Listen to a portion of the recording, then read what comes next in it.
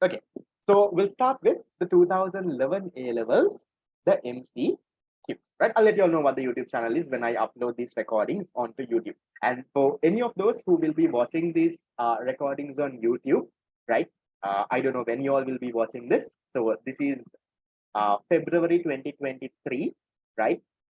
We will be doing this past paper class for the next 6 months. So that might be till around August, till around September.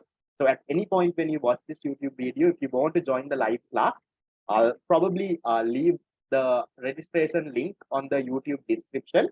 So do feel that I'll leave my contact number as well, right? You can join the live class. Don't just participate on the YouTube thing. And this is for all those who might be watching the YouTube video at some point in the future. Right. Okay. So we'll start off with 2011, right, guys? So in every slide that is over here, on the side of this will be the A-level past paper year, and this will be the question number. For example, this is 2011 question number 1. Now let's say you go somewhere around, I don't know, down, right? Now this is 2012 question number 5. So if you get lost and can't find what question is, that is how you find it, right? The year is there, question number is there. Okay, so you can quickly find which question this is, right? So we'll get started with question number 1. Right, I want all of you all guys to be active, give answers on the chat box, right? Don't be these lazy people looking at the screen and no, right? You're not going to be that kind of people, because if that happens, you all lose focus, guys. I know, some of you all will be wondering what is the difference it's going to make if I send my answer on the chat box, right? Do you think this fellow will care? There is 190 fellows now in Zoom, right? Just because I don't send it make a difference, right? Get rid of that attitude, right? I'm not asking you to send that answer because I don't know the answer, right? I'm asking you to send the answer because that will help you to keep you active and on track. Because otherwise, what happens, right? You're always there. You after some time, 15 minutes, you stare at the screen, and now you're in another world, right? You're thinking of your nice, crush, right? Who comes to your physical class. Sadly, in this online class, you can't see anyone's faces, right? You get into that, right? You start getting into, think daydreaming, right? You lose focus. So make sure to stay focused, you stay active, answer the questions, whatever the questions that I put on the thing, right? So we'll put it on the chat box instead of a poll, because polls take time, guys. So we have to go faster. Okay, right. We'll start. Question number 1, 2011 A levels. A point inside a production possibility frontier indicates some unemployed resources, is unattainable, is better than points on the production possibility frontier, indicates full employed resources, illustrates the idea of opportunity cost. Is what do you all think is the answer here? So they're saying a point inside the production possibility curve, right? So point inside, we're looking at something like this, right? For example, a point inside. What can you say, guys? Okay, so most of you have given me the correct answer. Good, right? So that means I know that you all are on track, right? Okay, can you say the 5th one? Can you say it illustrates opportunity cost, a point inside? What do you think, guys? A point inside is there opportunity cost? There is no opportunity cost, right? Why? Because there are unemployed resources. You can increase the production of both the goods without giving up on anything. There is no opportunity cost here, right? So 5 is cut off. Can you say there will be full employment? Can you say number 4 indicates full employment? If it's full employment, where will it be on the PPC, guys? Where will it be? If it's full employment, where is it going to be? If you have full employed resources, where is it going to be, guys? It's going to be on the PPC. So any point on the PPC is full employment. That is number 4, right? Full employment. Then is better than the points on the PPC. Now, is the point inside better than the points on the PPC? No, right? A point on the PPC is telling us that we have used all our resources fully, right? That's the point on the PPC is better, no? Point inside the PPC is not really the most ideal thing, right? So again, not 3 as well. Then point 2, is it unattainable? A point inside the PPC. Is it unattainable, guys? What do you all think? No, right? Then if it's a point unattainable, where should the unattainable point be? Unattainable should be outside the PPC. What do we call this? An unattainable point is called scarcity, right? It's called scarcity. So then, which one is our answer? Our answer is the first one, right? The first one becomes our on. Hold on. Okay, this becomes our. Can't I highlight?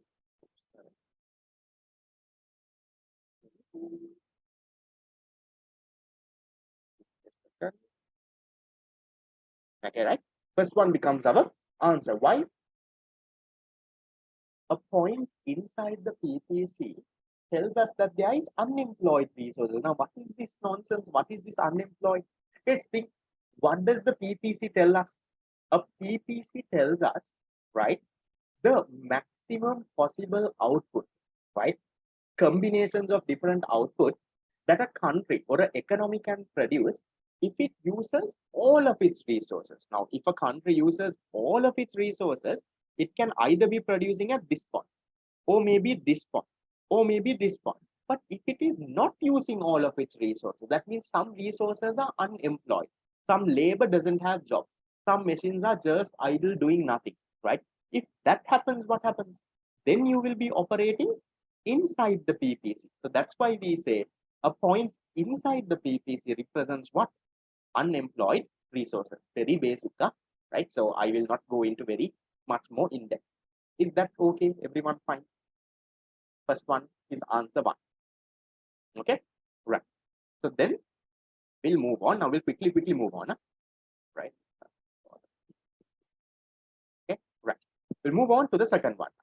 Okay, this is I don't think there is explanation that is needed from my end. Can you all tell me? The branch of economics that studies the decisions of individuals, households, and firms is called what? Macroeconomics, microeconomics, positive economics, normative economics, home economics. So which one is this, guys? It's a very simple one. This is called microeconomics, right? So I don't think we have to explain all of that. So remember, two branches. Micro is where you study one small part of the economy. Macroeconomics is where you study the entire economy as a whole. Okay, done. So we'll not waste time in questions like that. Right. Moving into question number 3. Home economics, guys, that's a different other thing. It's not even in our syllabus. Don't worry. Right.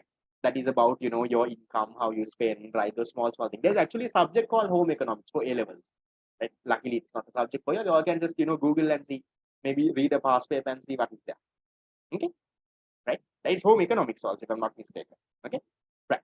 Which of the following is a normative statement? Right now, you have positive, normative both. They're asking you, what is the normative statement? Let's read and see.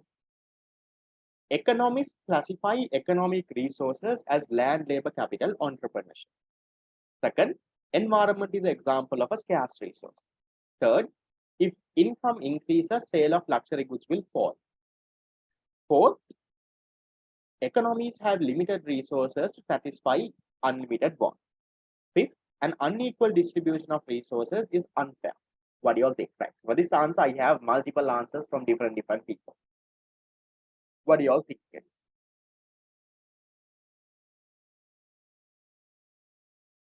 Which one?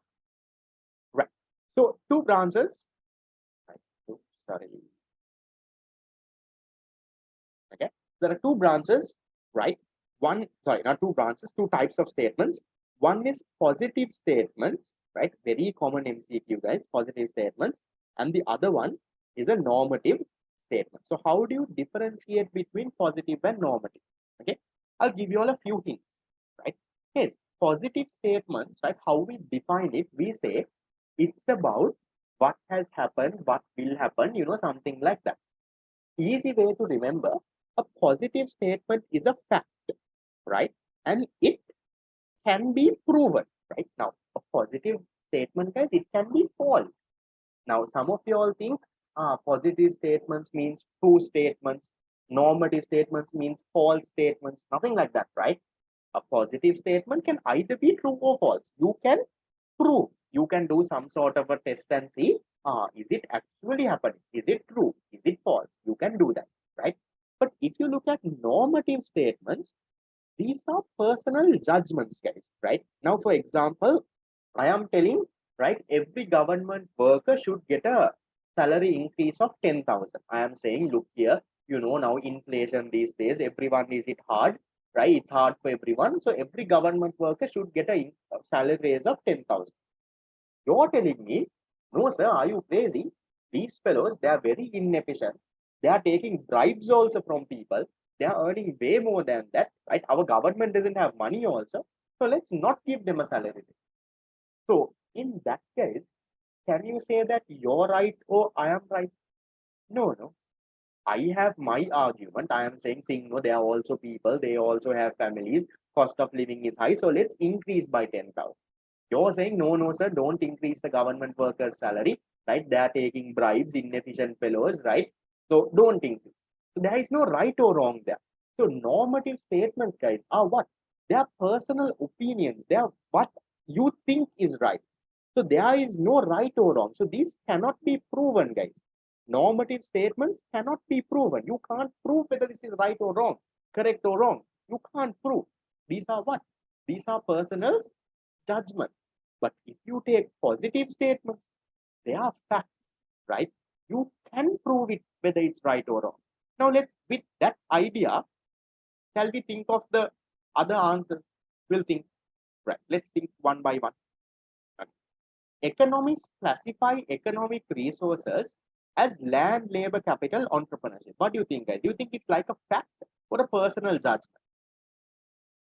They are saying economists are classifying this as land, labor. It's a fact. No, it's a known fact, right? People like you and me know. So this is what? Then it's a positive state. Second one, environment is an example of a scarce resource. Again, like a fact, no? There is no right or wrong there, no? Right? Sorry. Judgment, no? Right? Income increases, sale of luxury goods will fall. What do you think? Okay, first of all, tell me. Okay, we'll see how many of you all remember unit number 2, right? If income increases, what will happen to the sale of luxury goods? Will people buy more luxury goods or will the luxury good demand fall? What do you think? Demand for luxury goods, I'll say deluxe. What would happen? Luxury goods will increase, right? Come on, when your income increases, now what will you do? You will buy a AC, right? You will buy a Mercedes Benz. You might buy a sexy car, right? New phone, right? iPhone 14 Pro. So income increases, demand for luxury goods will increase. So is this statement true or false? Yes, would love to. I would also love to. If income increases, sale of luxury goods will fall. So this statement is false, right? This is false, right? So just because it's false, can we say it's a normative statement? No, right? See, I was able to prove this, right? Remember, I told you a positive statement is something that can be proven, right? Now, I can prove, no, I can do some real world experiments and see when people's income is increasing, what is happening to the demand for luxury goods. I can look at that, right?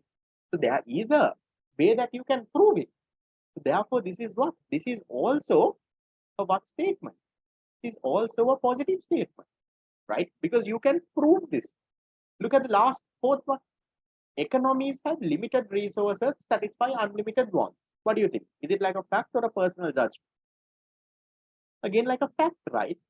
Positive statement. Look at the last one here. Unequal distribution of resources is unfair. Someone is saying unequal distribution of resources is unfair. Now just think. I will say, right? Okay, we'll think of income here. Resources means income, let's say.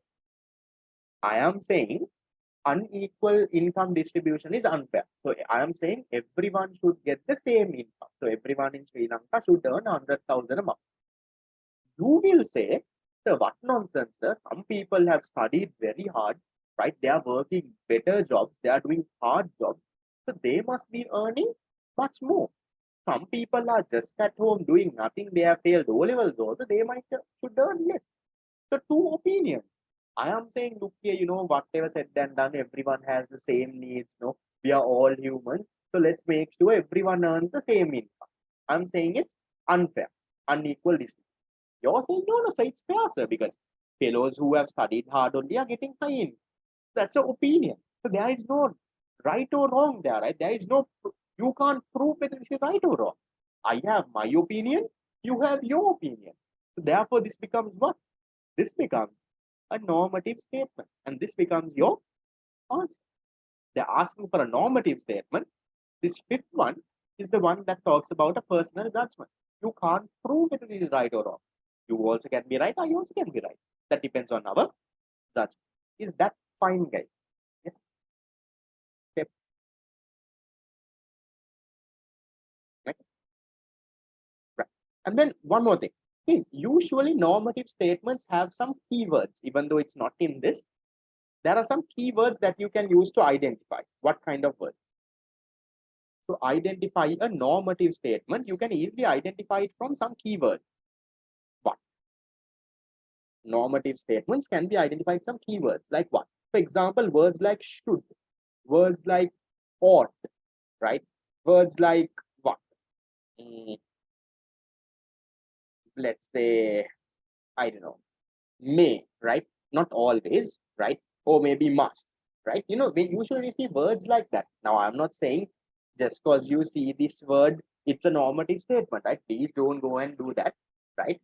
Usually, when you see a word like this, look a little bit more into that, right? So, most likely, statements that has words like, this should, or, stuff like that are normative statement, but that doesn't mean every statement that has the word should and not is a normative, right? Please use your judgment and figure that out. Okay, easy one. Done. So question number 3 is done. Right. Let's go into the next one. Okay, these are easy one. Which of the following is an example of a natural resource? What do you all think? Natural resource. Think. Now, from this 5, 4 of it is man-made, 1 is a natural resource. Think. Go one by one. What is man-made, what is not? Victoria Dam, right? Hambantota Harbour, paddy field, poultry farm, Dunhinda waterfall. Think which one is natural. So 4 of it is man-made, 1 is natural. Victoria Dam, obviously man-made, right? So therefore it becomes capital. Hambantota Harbour, man-made. Remember Mahinda made man-made. Now they have given it to China. Capital. Paddy field, does the paddy field is given by nature? It looks very nature, it looks very nice, but we are the ones making a paddy field, right? Again, maybe under capital. Poultry farm, a farm, capital. But if you look at this, guys, if you look at what? If you look at a waterfall, do people make waterfall? No, right? That's not man-made. That's a natural reason. Yes, harbor, even though it's a Trincomalee harbor, it's still a capital, guys. Like maybe the shape of it is natural, but then the whole part of the harbor, the docking and everything is man-made, no? So whatever harbor, sure it's man-made. Okay, right. So that question is also done. Very easy one. Okay, let's move. 5th one. An economic good is one which one has an opportunity cost in production, does not use up resources, is supplied competitively, makes a profit, is available even at a zero price. What can you say, guys? Now remember, you can have a few answers that looks correct. You always go with the most correct answer. Most correct answer. There might be 2 answers that look correct, right? So be very careful. Right. Most of you are giving the correct answer. Some of you all are a little off. Others, what do you all think? Right. Okay. We'll cut off a few stuff. Can you say a economic good does not use up resources? Can you say that? Resources means land, labor, capital, on. So to make an economic good, you use economic resources, no, guys. So you can't say that it does not use up resources. Wrong, right? Can you say a economic good, right, is available at zero price? It may be, may not be, right? We can't say that it's always available at zero price. Now, for example, government school textbooks available for you at zero price, right? Everything else, yes, a gift available at zero price. But usually, what is available at zero price? Usually available at zero price. What is usually available at zero? Non-economic goods, right? Non-economic, or in other words, we can call it free goods. Can you give me some examples for non-economic or free goods available at zero price? Things like what? Ah, nice. Examples like air, sunlight, right? Sunlight, not the washing powder, right? Rainbow water. Yeah, those are non-economic, right? So that you can say available at zero price. But can you say that economic good is available at zero price? I don't think, right? Not correct. So I will cut that also off, right? I don't think. Okay. Can you say a economic good makes a profit? Can you say it always makes a profit?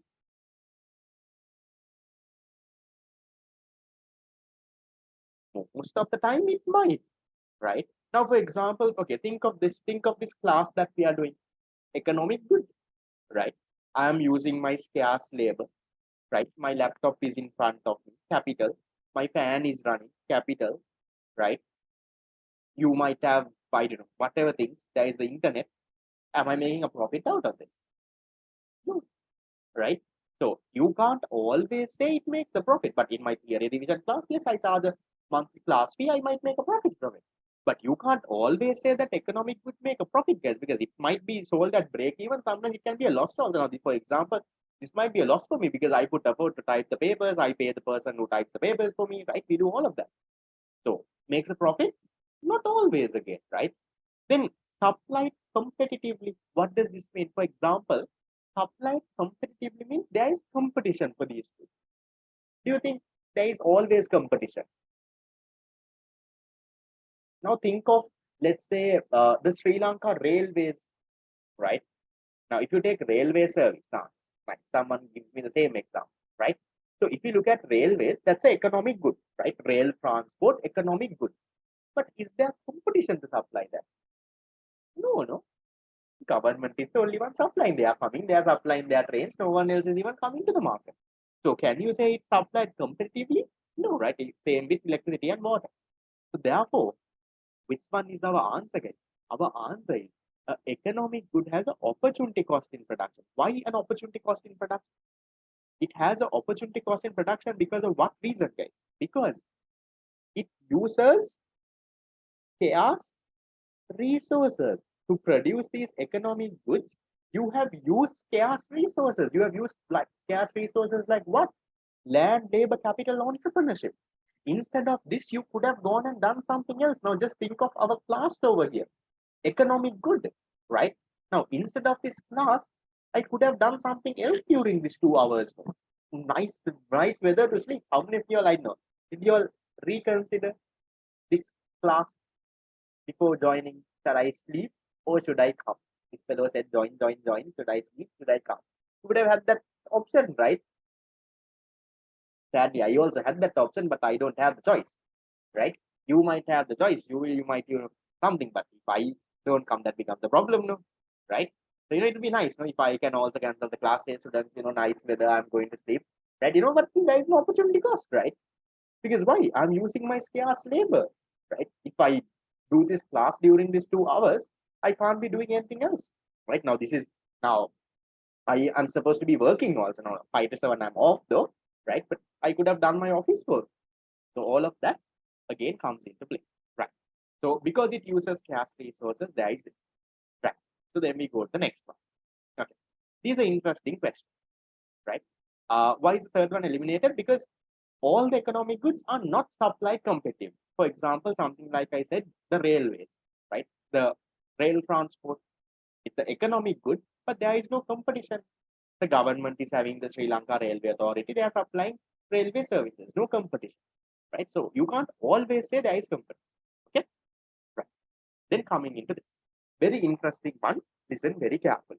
Okay, they say, right, the diagram shows the production possibility curve before and after a technological advancement affecting the production of good X, right? So we'll just try to analyze what has happened. So there is good Y, right? Okay, there is good Y. Right. Okay. Not right, wrong. Okay, there is good Y, there is good X, right? Two goods are there. There is a PPC, there is another PPC, two PPCs are there, right? So there has been a technological advancement for good X. So then therefore, PPC for good X has shifted to the right. Fine, right? Okay. Which of the following distances represents the reduction in the opportunity cost of producing OQ and IU? Right? They made the question very complex. Right. Let me break this question down for you. Right. So let's zoom into this PPC a little. Right. How zoom karo? Right. Okay. Right. Okay. Now I want you all to analyze this PPC with me. Okay. Right. Let's say the economic. These like the first tricky question that we are getting. All the others were easy. Yeah? The first tricky question that we are getting. Right. We'll see how many of you all can figure this.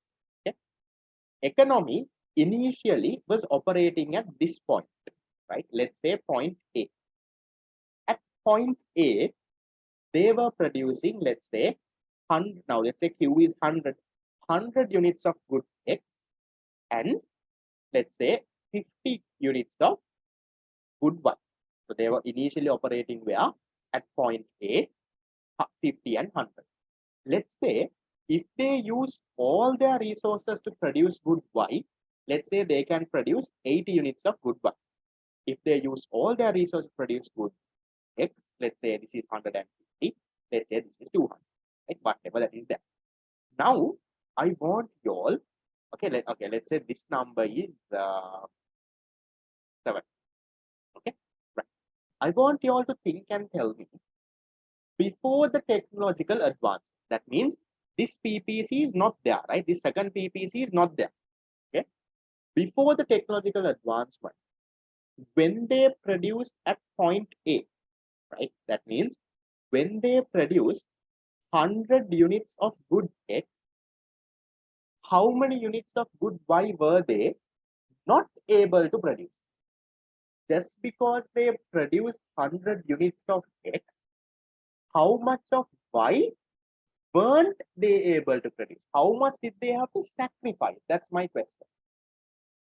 Because they are producing 100X, how much Y couldn't they produce?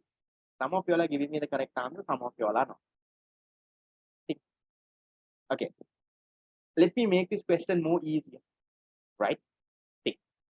Okay, if they produce 0 units of good X, they can produce 80 units of good Y. If they produce 0 units of X, they can produce 80 units of Y. But now, because they are producing 100 of X, they can only produce 50 of Y, right? If they didn't produce any X, then 80. But now, because they are producing 100X, they can only produce 51. So my question is, because they are producing 100X, how much of Y did they have to give up? Or how much of Y couldn't they produce? How much? They couldn't produce this 30, right? Do you all understand that? Because they are producing 100X, right? They can only produce 50Y. So this 30Y, they can't produce. Is that clear? So their opportunity cost of producing 100X was how much? 30 units of Y. Okay. Now let me take it one step ahead. Now a technological advancement happened, right? PPC has shifted to the right. Now I am asking you, according to my example, now they will produce at this point, point B, right? Now, when they are producing 100x, how much of Y can't they produce? Now, when they are producing 100x, how much of Y can't they produce? Now they can't produce how much? This distance, right? This area, right? Now they can't produce 10. Earlier, their opportunity cost was 30Y. Now their opportunity cost is 10Y, right? Is that clear? Earlier, when they produced 100 units, they had to give up 30 of good Y. But after the technological advancement, now when they are producing 100 units, they can produce 70Y now. So they are only giving up 10Y. So earlier 30Y, now 10Y. By how much did the opportunity cost fall by? Opportunity cost fell by? Opportunity cost fell by a 20. So can you tell me what is the distance in this diagram? What is that 20? In letters, tell me. What is the 20? What is the distance? The distance is what? I'll highlight that in, I don't know, let's say P.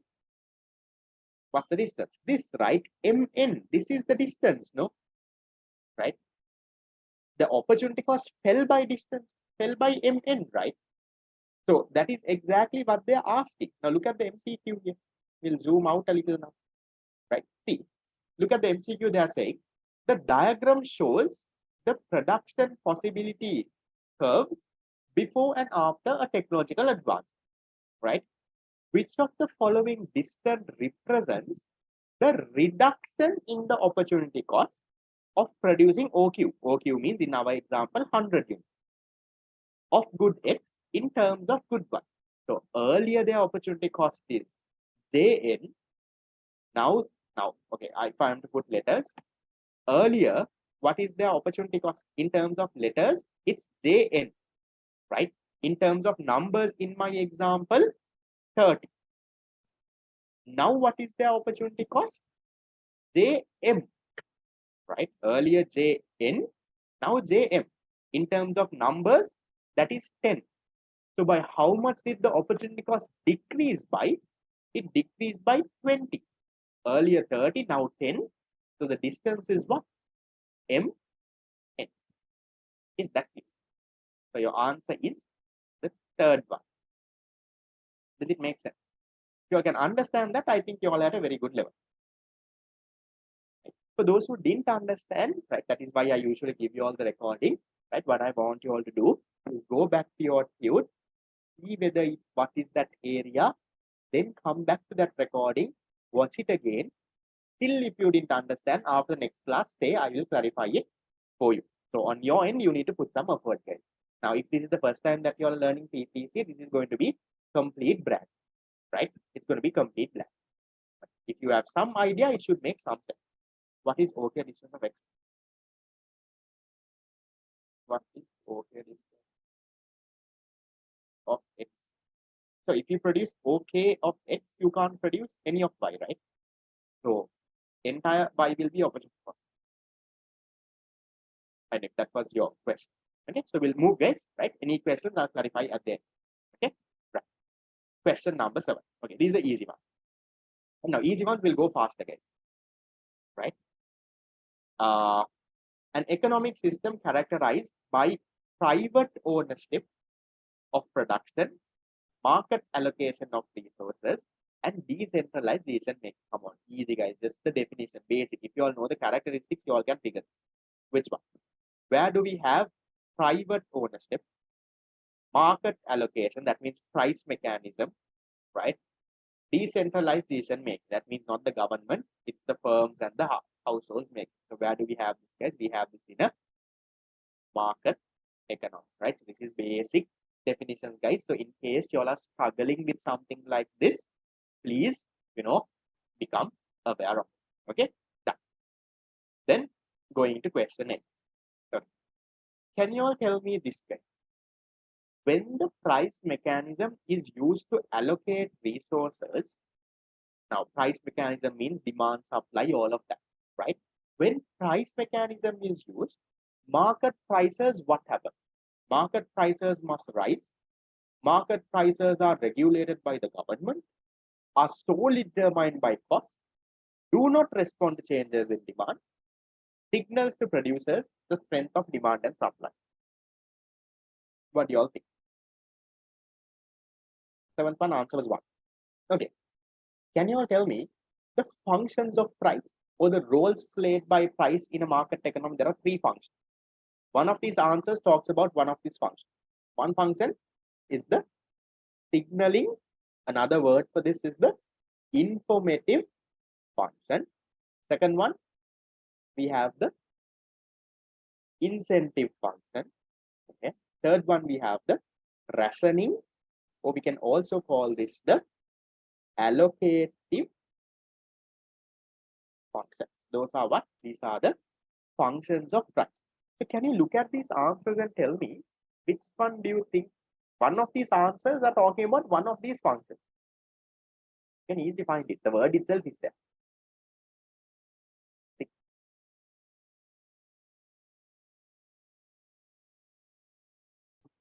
Which one? Fifth one, right? The fifth one signals the producers the strength of the demand and supply. Okay, I'll just talk about this case. For example, if the price of a product is very high, right? What signal does it give? What can you tell about the demand for that good? Think. Price is very high, right? Very expensive this would be, right? What can you tell? What signal does it give, guys? The demand is price is high means what signal? Now, okay, just practically think. Some good, the price is high, right? So what do you think? What can the birds? That means there is a high demand for that good, but the supply is very low, right? Not much of a supply. That's why the price is high, right? Then if you look at a good that has a very low price, think something that is very cheap, right? That means no one wants to buy it. Guys, don't connect this with the law of demand, right? I'm not taking law of demand here. Just think something that is very cheap, right? That means no one wants to buy it. That's why it's cheap, right? And there is more than enough of that good, right? Supply is more than enough. So much of supply is there. So therefore, that good price is very low, right? But if something is very, for example, take diamonds, right? If you take diamonds, right? So no, the demand is high, right? So many people love to have diamonds. Supply of diamonds are very low. In the world, you don't have so much of supply. So therefore, diamonds price is very high. Take something like sand, right? You will need some sand to build your house, fine, right? Demand is not much. More than enough sand is there. In the beach also you go, you can find some sand, right? Supply is very high. So the price of sand, I'm just taking two natural resources, is low. So it gives you signals, right? So the price of a good gives signals about the strength of the demand and supply of that. Is that okay? Fine. Okay. Right. Then question number 9. Again, we spoke about this, right? One of the main functions of price in a market economy is to, right? So I'll just copy and paste the functions again. Right? I'll copy and paste. So just think. One of these functions talk about one of these. Tell me which one. One of the main functions allocate scarce resources, provide a mechanism for firms to make profit, improve economic stability, improve the distribution of income, determine the elasticity of demand curves. What do you all think? Can you see allocate? Allocate scarce resources. How? Okay, for example, remember guys, in my theory class, I took the World Cup ticket match prices, right? So remember, right? You go to a cricket match, you go to watch a cricket match. Price of the ticket is 500 rupees, right? Sri Lanka versus India, you go to watch a cricket match. Okay, 500 rupees. Okay, same match. Now it's the cricket World Cup, right? Now the 50-50 World Cup is also coming in one day, right? World Cup, Still Sri Lanka versus India, same people, Dasun Sanaka is there, Virat Kohli is there, same night, same umpire, same stadium. The ticket is 5,000 rupees. Why? Same team, same seat, same lighting, same players. How come the normal match the ticket was 500 and the World Cup match the ticket was 5,000? That is because, right, the demand is high. Now, for example, right, if you gave the World Cup match ticket, think, right, if you gave the World Cup match ticket at 500 rupees, the demand will be, let's say, 50,000 people want to come and watch the match. But supply is the number of seats. Only 10,000 seats are available. So how can you allocate 10,000 seats for 50,000 people? How can you allocate 10,000 seats for 50,000 people? Only way you can do that is by increasing the price, right? If you give the ticket at 500 rupees, everyone will want to come and watch the World Cup match. But if you can increase it to 5,000, then what would happen? Then some people will, they will say, no, I can't watch this, I can't afford this. So then people will follow. So until the demand goes down to match the supply, price will increase. That is what you call the allocative function, right? So it's trying to allocate 10,000 seats for 10,000 people. That's how price does it, guys. Yes. Okay, for those who are a little aware of cricket and all, how are the prices of tickets for test matches, guys? Those matches that go for like 5 long days, cricket fans, how are the prices?